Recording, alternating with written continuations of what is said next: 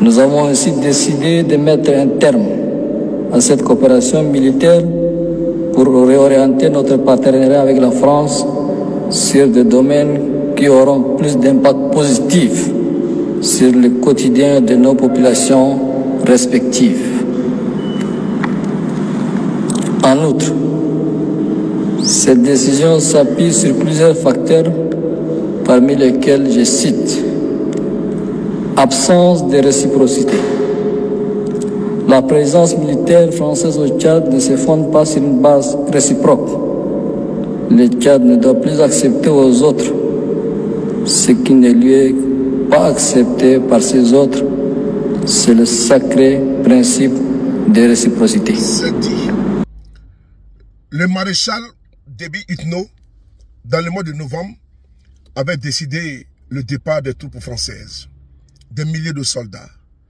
Oui, depuis des années, depuis des décennies, il y avait une relation forte de coopération militaire entre l'armée tchadienne et l'armée française. Mais ce 30 janvier 2025 sonne la fin de cette présence militaire au Tchad. Les états-majors des deux armées ont pondu des communiqués afin d'informer la communauté nationale et internationale qu'il n'y a plus de base militaire française au Tchad. On va ici lire le communiqué du Tchad. Communiqué de l'état-major des armées, en français et en arabe. L'état-major des armées porte à la connaissance de l'opinion nationale et internationale que les 3 bases des éléments français au Tchad sont toutes rétrocédées à l'armée nationale tchadienne. La toute dernière vient d'être rétrocédée ce jour, 30 janvier 2025. La rétrosection de la base Sergent Adji Kosei de N'Djamena vient boucler définitivement la présence des forces françaises au Tchad, conformément à la volonté des hautes autorités, au premier rang desquelles le maréchal Mohamed Idriss Déby Itno et également du peuple tchadien. Le directeur de communication de l'armée, le général de brigade Hachek. Frères et sœurs, c'est une page qui se tourne. C'est une page qui se tourne parce qu'il faut changer de paradigme. Les relations maintenant de base militaire dans les pays africains n'ont pas lieu d'être. Au sortir de la guerre, si ma mémoire est bonne, les Américains qui sont venus aider, n'est-ce pas, ont plié bagages pour entrer chez eux. Les tirailleurs sénégalais qui étaient venus aider également ont plié bagages sont rentrés chez eux. Et aujourd'hui, nous avons été bercés par des morceaux. Un exemple de l'artiste ivoirien interplanétaire Alpha Blondy, armée française à Levousan. Nous étions bébés, nous étions petits. Aujourd'hui, nous qui sommes nés après les indépendances, post-indépendance, quand nous constatons des bases militaires étrangères sur le continent africain, nous avons une mauvaise vue. Ça, il faut le dire. Ce n'est pas une haine, jamais de la vie, mais on ne perçoit pas, on ne conçoit pas cette présence militaire. Nous avons l'impression d'avoir une indépendance sous contrôle, sous surveillance. L'Afrique est des années. Après 60 ans d'indépendance, pour des pays comme la Côte d'Ivoire, le Sénégal, le Tchad, quand vous faites 60, et nous sommes en 2025, ça fait 65 ans. Je pense que 65 ans, les États ont appris à grandir, ont eu de l'expérience et peuvent maintenant voler de leurs propres ailes. Il peut y avoir d'autres relations, d'autres coopérations, mais la coopération militaire, elle passe très mal. Il faut changer de paradigme avec les bases militaires. Également, on va lire le communiqué également important de l'état-major de l'armée française. On va ici lire ensemble, vous et moi. Une armée française, opération militaire. Ambassade de France au Tchad.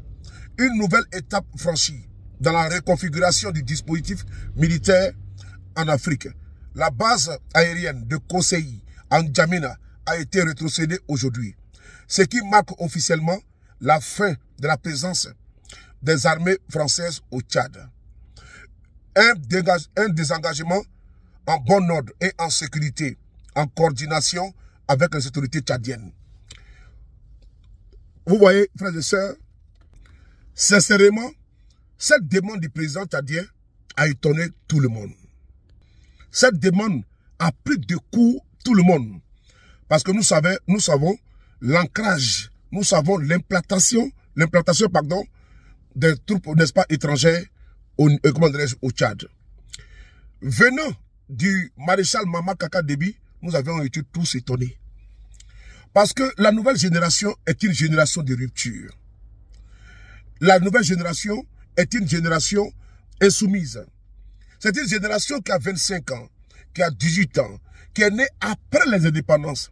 Et les bases militaires étrangères en Afrique ne passent pas. Ça ne passe pas chez les Africains, ça ne passe plus dans la jeunesse africaine. Nos pères, nos grands-parents pouvaient concevoir cela. Mais la nouvelle génération est une génération de changement, est une génération de rupture qui ne peut plus accepter de bases militaires, ou bien d'ailleurs, qui ne peut plus accepter de mépris. Parce que pour certains, c'est un mépris. Pour certains, c'est une domination. Pour certains, c'est une indépendance sous surveillance.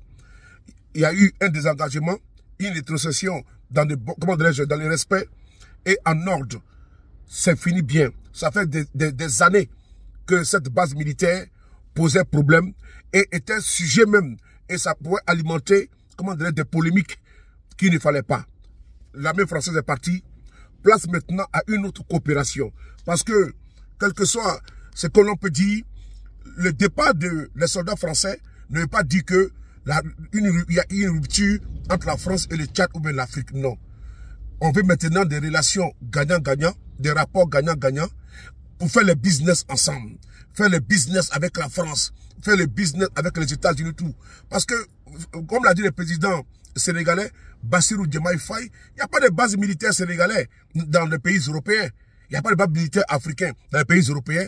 Et donc, comme ce jeune président, le président Bassirou Diomaye Faye, qui est né après l'indépendance, ils n'arrivent pas à accepter, à assimiler, ils n'arrivent pas à comprendre la présence des bases militaires dans les pays africains.